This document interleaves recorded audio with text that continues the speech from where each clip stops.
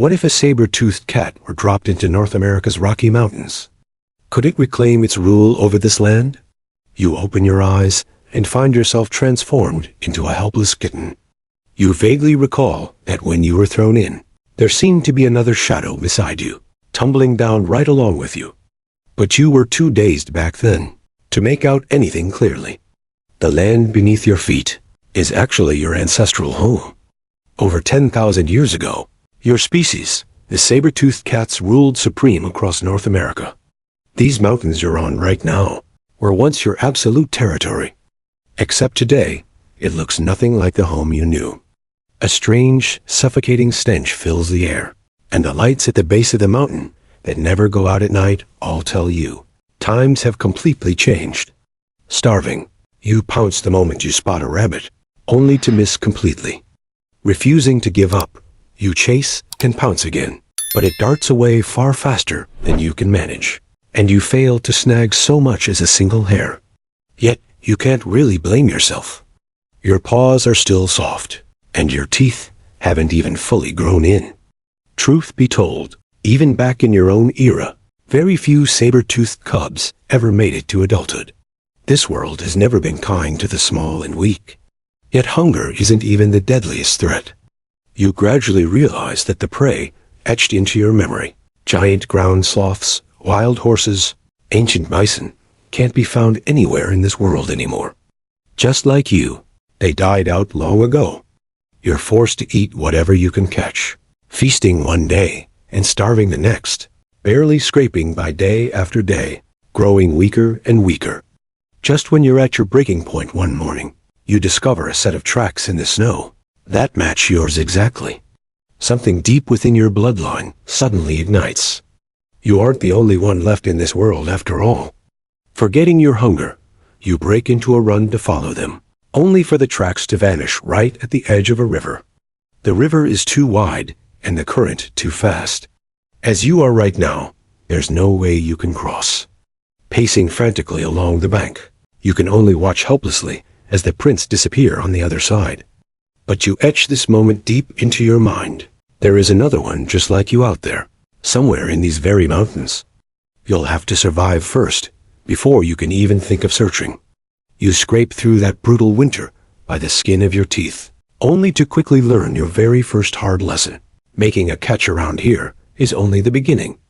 No sooner do you manage to catch a rabbit than a pack of coyotes surrounds you, drawn by the scent of blood.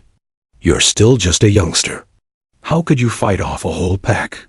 Not daring to stand your ground, you have no choice but to abandon your kill, slinking away in humiliation, watching the meat right out of your mouth get snatched away. On an empty stomach, you lock this grudge away in your heart. By the time spring arrives, you still haven't let go of those paw prints. Sure enough, you stumble across its traces once again, fresh claw marks left on a tree trunk, carrying a scent identical to your own. It was here. It's still alive. It's somewhere nearby, and on that thought alone, you push forward day by day. As you slowly grow, that pair of teeth tucked under your upper lip begins to emerge, growing longer and longer until the first time you try to bite a deer with them and realize you have no idea how to use them. Following the faint memory wired into your instincts, you leap forward, open your mouth, and bite down. The deer thrashes its head wildly, sending a sudden, excruciating pain shooting through your mouth. That freshly grown pair of long fangs was almost snapped clean off. Overwhelmed by pain, you quickly let go, feeling terrified of your own weapons for the very first time. It takes you a long time to figure out the trick. These fangs are too long and too fragile, so you can't just bite down head-on. You must first use your forelegs, that pair of increasingly thick and terrifyingly powerful forelegs, to pin the prey firmly to the ground. Only when it's completely immobilized do you lower your head and drive your teeth steadily into its throat. You might hard to believe it, but the force of your bite is actually weaker than that of a lion in the zoo down the mountain. Your true advantage was never in your mouth, but in that pair of vice-like forelegs. And you have to know yourself. You weren't built for long-distance running. Your hind legs can't support a long chase. You rely on ambushes, settling the fight in a single pounce. Though you're called a saber-toothed tiger, you aren't actually a tiger at all. You're an assassin packing 2 daggers, specializing in slitting prey's throats. Relying on this fighting style, you gradually find your footing. Taking down a deer, or tackling a lone small beast, becomes less and less of a challenge for you. You also bulk up day by day. What truly transforms you, though, is the first time you bring down a bison all on your own. This guy stands 6 feet tall at the shoulder, with a pair of horns spanning nearly 3 feet, weighing a full ton all by itself. Standing in front of him, you look just like a house cat, staring down a truck. You pounce according to your well-practiced routine, but a swing of his head nearly tosses you airborne.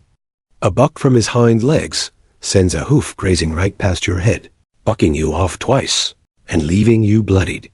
Yet you don't dare back off. You know you can't afford a drawn-out fight. Spotting an opening, you leap onto his back and dig your forepaws in, latching on tight and refusing to let go, no matter how he thrashes. Then clamp your jaws onto his throat. The moment that bison crashes heavily to the ground, you've truly earned your place here. Battle after battle, you reach full maturity. An ordinary small fry no longer dare mess with you. Yet the stronger you get, the more you think of that fellow saber-tooth. Time and again, you keep finding its den, the bones it chewed on, and the trees it rubbed against. It seems to be always just a step ahead of you, yet you never manage to cross paths with it in person. You aren't in a rush, thinking these mountains are only so big. You'll bump into each other sooner or later. Until that day came, bringing the biggest setback of your life. You ran into a pack of wolves. These were modern gray wolves, reintroduced into these mountains only in 1995. Every single one of them was a whole lot smaller than you, and none was your match in a one-on-one fight. Except they wouldn't fight you one-on-one at all. These guys played a game of attrition. One would lead you on a chase up front, while the rest took turns pouncing from the flanks and rear, taking a bite and pulling back, aiming solely to bleed you dry. Your explosive power was immense, but you lacked stamina, and they intended to run you to death. Once you ran out of steam, they swarmed all at once. Guarding your front meant leaving your back exposed, and the wounds on your body kept piling up. At the fiercest point of the fight, a long-buried memory flashed through your mind. A long, long time ago, a group of hunters called dire wolves had surrounded you in the exact same way. Only back then, you weren't alone. You were surrounded by your own kind. You pounced together, bit together, and no one could bring you down. Now, however, you are all on your own. Just as you were on the verge of collapsing, that familiar scent suddenly caught in your nostrils once more. Its scent was coming from the opposite bank, not far away. Unwilling to give up before ever setting eyes on it, you refused to die here. Summoning a surge of strength from nowhere, you tore open a gap in their formation and fled deep into the woods, covered in injuries. You lost that fight, but you survived, and you etched their tactics deep into your bones.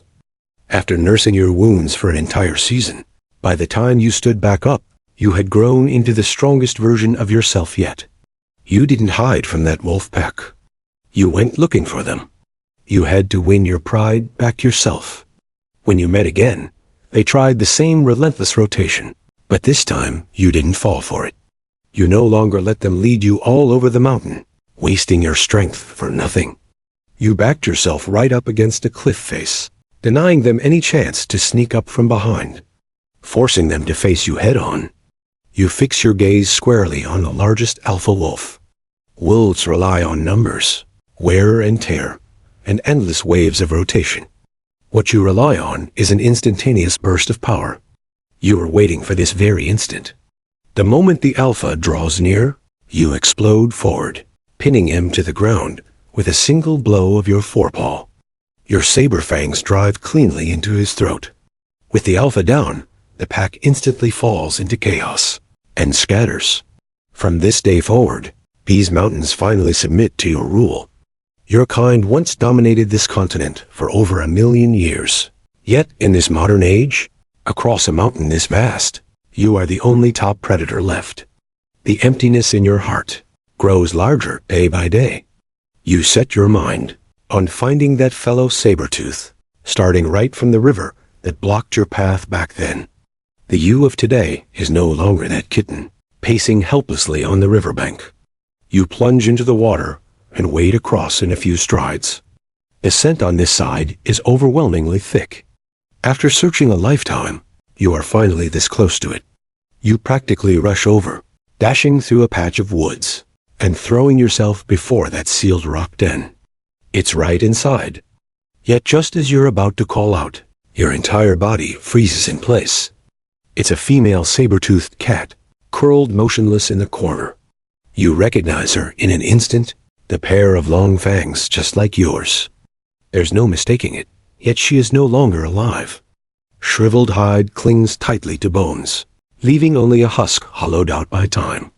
You lean in and gently nuzzle her with your head, getting no response. You nuzzle her again, still nothing. It gradually dawns on you, just like you, she was swept into this world alongside you, but she couldn't endure it. The living member of your kind you chased your whole life had actually been like this since long ago. And you are the only saber-toothed cat in this world who has survived to this day. You defeated every rival, only to become the last of your kind. You can't fathom why things are like this now, yet deep down you have a faint realization.